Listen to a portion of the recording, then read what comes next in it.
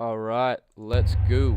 Alright, I try to pull him out, but he's just not budging. That's when I see the blood coating the ground under him. It's thick and fresh, so dark on the dirt that it looks black. As I'm tugging, I hear something crunch, but I somehow manage to pull him out. His legs are absolutely crushed, and his stomach looks deflated. Blood is covering everything from the navel down. His face was turned to the right when he was crushed. It looks like a broken plastic mask, seeping with blood and bits of shattered skull. My gosh, I can't believe this. I have to turn away. That's when I hear a deafening creaking noise, and I'm bashed in the head from behind as the bulldozer shifts lower to the ground. I roll clear and end up on my back, my eyes struggling to focus. I'm a little shaken up, but I'm fine. Thank gosh I was wearing my hard hat. I quickly get up and dust myself off. I can't stay here. I have to find Dennis, Frank, and Joe. I have to find out what happened here. Oh guys, I had to start another thing. But I would have chosen this, not in real life, but we've chosen to pull the body out because if you pull it out, you could bury it in the future. Alright, let's continue on. Let's go. And I'm sorry if my voice is really loud. Alright, let's go. I really like this artwork. It's cool. As I walk through the stacks of logs from the last week or so of work, everything feels frozen. This high-pitched sound in my ears, it's terrible. It keeps happening every few seconds, and sounds like it's coming from far away. I can't help but wonder, is it my ears, or is it something else? The silence out here is creepy, and there's a smell, like the atmosphere after a bad summer storm. I might as well admit it, I'm a little scared. Everyone is missing, and it's dead quiet out here. There doesn't even seem to be a breeze to rustle the leaves and branches. My right knee hurts like hell. My head was hurting so bad before that I never even noticed the pain in my knee. Must have heard it during the what? Accident or... Wait, is that Dennis? I see him sitting on the ground, motionless, about 30 feet away. So I either yell out or walk up.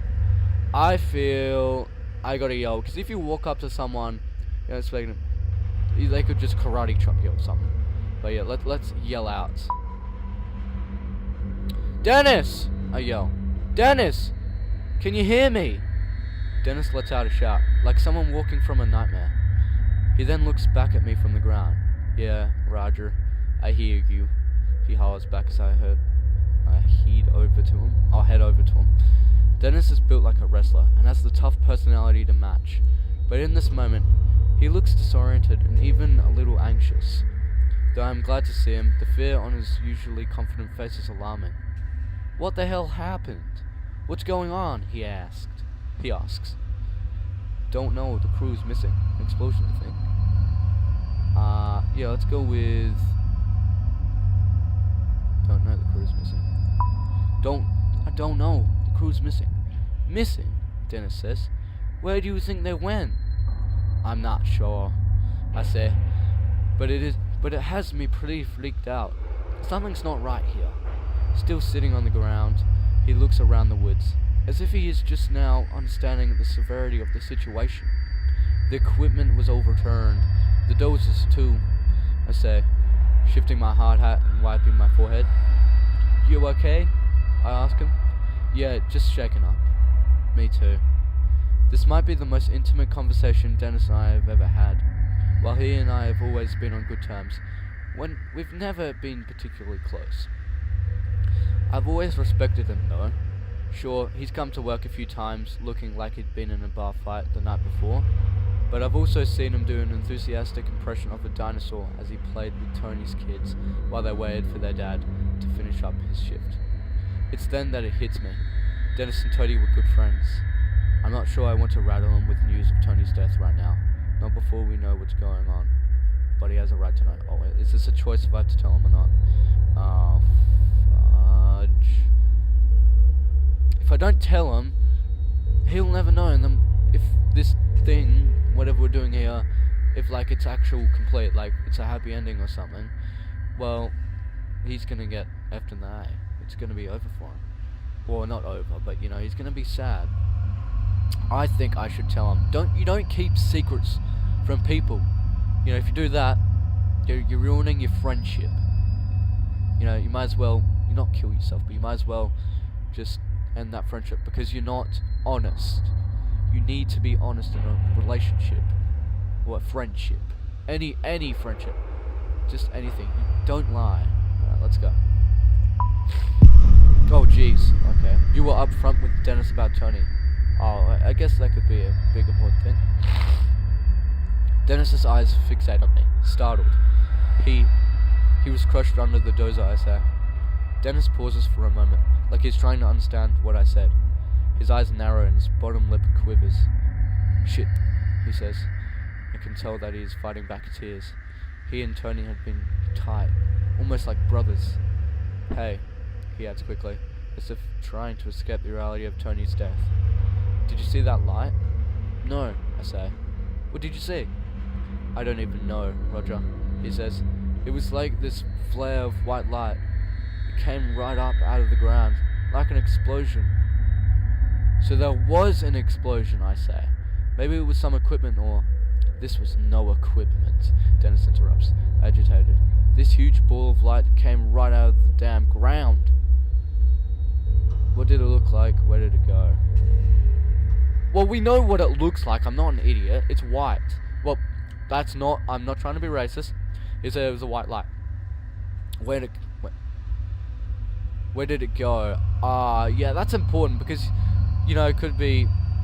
it's right behind you. It could be anywhere. Let's see. Where did it go? Let's have a look. It just shot up into the sky until it was out of sight. Oh, okay. When? I'm not sure, he answers, but I had finished about 10 trees for the day and was about to top one. That's when it happened. You're almost done with 10 trees? I ask. Yeah, he says, looking at the ground. You know, I wouldn't want to take a lunch break until I was done. And that's when that light blew up. Why?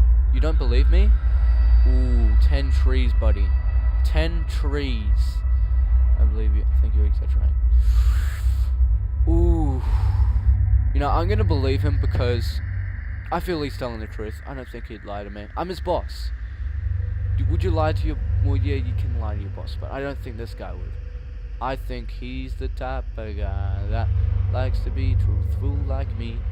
Yeah, okay, I think he's telling the truth, so I'm gonna believe him. I'm gonna be a nice person.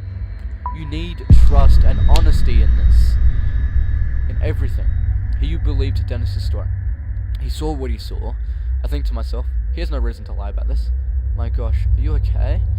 Yeah, I'm fine, he says. But if I'm being honest, it scared me pretty bad.